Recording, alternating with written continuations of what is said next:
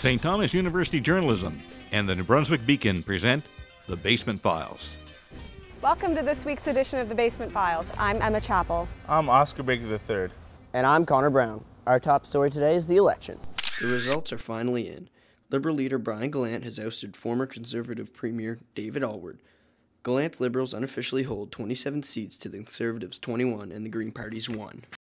The real story of the night was the hold-up on the voting results. Last night's vote was counted by one of these, electronic vote counters. After some discrepancy in the counter, the official results were not completely clear. This has called for some PC members asking for a revote. In the Fredericton South riding, the Green Party's David Kuhn made history last night, as he became the first Green Party member to be elected to legislature in New Brunswick. The CTV Leaders Debate held at St. Thomas University Thursday caused a bit of upset in the community when two political parties were left off the roster. Chris Brooks has the story. Shaking hands, posing for photos, and getting friendly with voters. These are expected sights from New Brunswick party leaders at the CTV Live Roundtable discussion. But something's missing. CTV's decision to exclude 2 of the 5 party leaders from the discussion has some New Brunswickers concerned. Fredericton North Green Party candidate Madeleine Baravotes is worried about New Brunswick democracy. I think that we need to take a really close look at what's happening with democracy in New Brunswick, and I think we need to step up as the public and as people and hold CTV accountable and hold our media accountable, because this is not a democracy. CTV is the only television network to not have included Green Party candidate David Kuhn and People's Alliance leader Chris Austin from their televised event. Steve Murphy, moderator for the event, says that CTV's campaign coverage has been balanced and fair. Campaign. I think the balance is achieved over the life of a campaign. We did 10 to 12 minute interviews with all 5 of the leaders. This is the 3rd year CTV has hosted similar events. This really wasn't a debate, and anybody who's been in a formal debate will understand that this was not a situation where there were podiums and sort of rigid rules and timed exchanges that were very formatted. This was really a panel discussion. NDP leader Dominic Carty understands CTV's decision. CTV does these things in the other provinces, and they always only invite 3 parties. Unfortunately, they weren't there to get their voices heard. At the same time, CTV has said that if you included more people, they wouldn't have had the debate. So if this was the only forum for those candidates, those leaders to have gotten their voice out there, I would be much more upset about it. At the same time, it's good to have more people talking. I think that's what democracy is about. 93% of New Brunswick voters either vote PC, Liberal, or NDP. This leaves 7% of voters without a voice at the table, though. It's not just the CTV debate. This is happening in government right now. We're not having real public consultations. We're ignoring our First Nations. We're not including the people in the decisions that are being made in this province. And this is just another example of how that's happening in New Brunswick. 2 parties may not have debated, but all were welcome to cast their ballot. For STU Journalism, I'm Chris Brooks. Elections MBs say students show up to vote less than anyone else. But how and why are they fixing the problem? Taylor Hoyt has the details. Election poll stations arrived at STU and UNB, but will students use them? Students Andrew Daniels and Sarah Watts won't be. I don't really have any information on the New Brunswick election. I wouldn't be able to get an educated vote at all. I guess the reason why is I honestly just haven't had time. I don't have a specific reason. And they aren't the only ones. Sam Titus, STU-SU's Vice President of Education, coordinated the polling stations. He says that student voter turnout is disproportionately low. A big problem is that students feel very disenfranchised by politicians. You don't feel like post-secondary education is a talked about issue. They don't feel that when students vote, no one really listens. You know, you rally about abortion and nothing happens, and students feel very disenfranchised by the political system. Elections New Brunswick encouraged students to vote in the last election, but this year they're making a bigger effort by placing stations in high-traffic areas. The polling stations were very secluded and not accessible areas. I don't know exactly where. So this year Elections NB has hired a couple of campus relations staff members, and they're putting the polling stations for shorter amounts of time, but in very visible areas. I know that they have them at UNB in the sub-atrium all week, and they have polling stations on every major post-secondary institution in the province. Elections New Brunswick is certainly trying to encourage students to vote, but will their efforts pay off? We won't know until the upcoming election. For STU Journalism, I'm Taylor Hoyt. A Fredericton North man remains in critical condition at St. John Regional Hospital after he was assaulted on September 13th. 46-year-old Peter Bryden was walking home from the Harvest Jazz and Blues Festival in the early morning when he was attacked. Police are still seeking information on the identity of the attacker. Anyone with information is asked to call Crime Stoppers at 1-800-222-8477.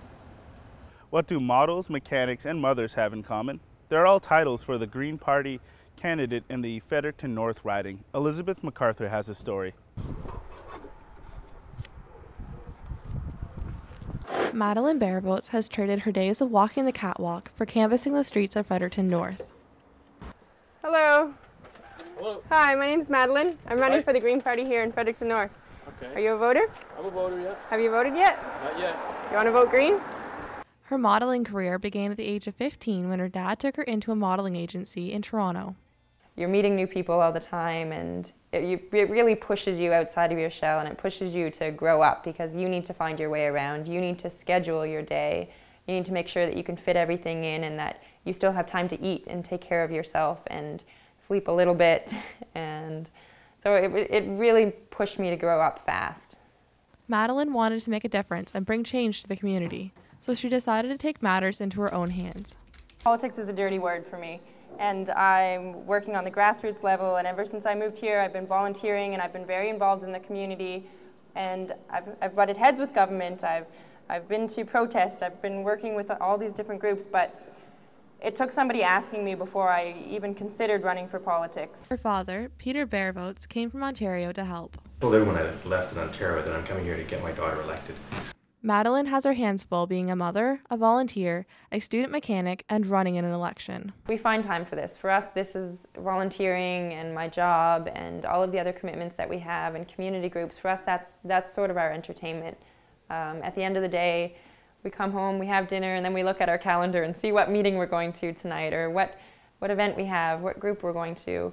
And that's our community. And for me, that's what makes Fredericton such a nice place, is that we have all of those things to do and we have all of those people around.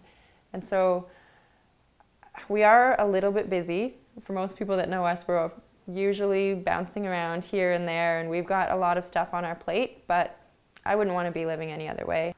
Madeline's role will not end as the election wraps up. She will continue to help members of the community as a volunteer. For STU Journalism, I'm Elizabeth MacArthur. Children, wagons, orchards. This story is the apple of my eye. Johnny Collin went to Fredericton's local apple orchards and has this report.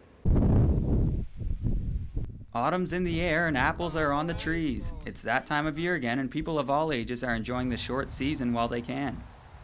This family orchard outside of Fredericton brings customers like Wanda Dunphy back each fall. I usually try to bring one of my kids with me, but they're in school today, so obviously on my own, but we eat a lot of apples, so whoever's around I just grab and say, let's go, and we'll pick some. But this little guy doesn't just pick the apples. I heard you have an apple peeler at home. Yeah. Do you like to use the apple peeler? Yeah. For generations, the Everett family orchard has been known for producing quality apples. Chuck Everett has taken over the business and now runs the orchard with his father. What we're doing here is we're spot picking to get some nice color and nice size. Like many other orchards, Everett's is a spot for the whole family. According to Chuck, it's not all about the apples. We have all sorts of neat things to do here. The children have some wagons that they go to the orchard with. That's really neat. The parents drag them out, they fill their bags full of apples, and maybe the child's got to walk back because the wagon's full of apples, which is good for us. Many New Brunswickers enjoy family orchards because they'd rather buy local than imported fruit from a supermarket. This young customer has a special tool she uses to make her favorite treat, apple pie. It's like a big thing about this big, and then it has little blades on it, and then you put the apple in and it slices all the skin off. The season only lasts for a few weeks, but customers say the memories they make last much longer. There are 5 orchards in the Fredericton area and plenty of buckets to fill. Whether it's a first date or a family outing, an orchard is a great way to get your apples. Grab a bucket, get outside, and see what these local farmers have to offer. For STU Journalism, I'm Johnny Cullen. About 200 demonstrators gathered in downtown Fredericton to participate in the Worldwide Climate March. Protesters from all over the globe marched Sunday to put pressure on world leaders who are meeting today at the UN Climate Summit. On Friday, the student services of Fredericton's 4 post-secondary institutions held their annual welcoming powwow. Dan Robichaud works for the Aboriginal Student Services at St. Thomas University. He is also a member of ECPAHAC, the planning committee behind the powwow. It's an honor to be part of that circle and to make that happen, and I think that we're a lot stronger together. You know, like if I've got 100 students, UNB has about 100, and so when we join forces, we can put on larger events like this that we wouldn't be able to do on our own. The gathering celebrated Aboriginal culture, but members of the greater Fredericton community were encouraged to attend. Shannon Clark is the Director of Student Services and Residence Life at St. Thomas University. This is a great opportunity for new students who might be at St. Thomas, for example, for the very first time to come down, but also for community members, whether it's staff or faculty or people wandering past from Fredericton who might be visiting here, to really get a sense of what is going on in our community that we might not see on a daily basis. The appreciation of Aboriginal culture is growing amongst the larger community, which makes these events even more successful. Robichaud sees more interaction between Aboriginal and non-Aboriginal students. There's a lot of people hanging around that are part of the community and maybe not necessarily part of the culture. For Robichaud, even the clothes he wore today have meaning. You see on my shirt, it's red, yellow, black, and white. That's the 4 colors of men, to symbolize that there's a unity between the 4 colors of black people, yellow people, red people, and white people. So it's that's our message, and we're happy to share with all that come. According to the AFM, only 8% of Aboriginals actually get a university diploma. Compare this to the 23% of non-Aboriginal people who get a university diploma, and it can be seen that work still needs to be done. But cultural events like this are important because they allow First Nations communities at university to experience their culture in a university environment. For St. Thomas Journalism, I'm Jordan Gill. Looking for puppy love? Well, the Oromocto SPCA just might have something for you, and it's just as simple as walking a happy furry friend. Jenna Wright has the story. This is Chloe. She's the last of her litter and she's going home today. But she never would have gotten the chance without the care of the workers and volunteers at the Oromocto SPCA. Shelley Dow is one of those workers. She's in every day caring for dozens of animals that are waiting for their homes. She's not the only one looking out for these guys, though. We use our foster care exhaustively. Like, without our foster parents, we wouldn't be able to do half of what we do. Foster parents are volunteers that take in animals that are waiting for adoption. They take in ones that are too young to be adopted, ones that are recovering from surgeries, or any that the SPCA simply cannot house in their facilities. Many volunteers visit the shelter every day to walk the dogs, and of course, to pass out much-needed hugs and kisses. Foster families often have pets of their own, but there is always room for an animal in need of a little care. Chloe, for one, loves all of the cuddles and attention she receives from her foster parents and friends. So our foster parents basically love the animals and treat them like one of their own, and then cry when they bring them back. Yeah. Life is good at the Oromocto SPCA thanks to the dedicated workers and volunteers who are here every day with the animals. But these pets just can't wait to find their forever homes. For St. Thomas Journalism, I'm Jenna Wright. Thanks for watching The Basement Files, and tune in next time.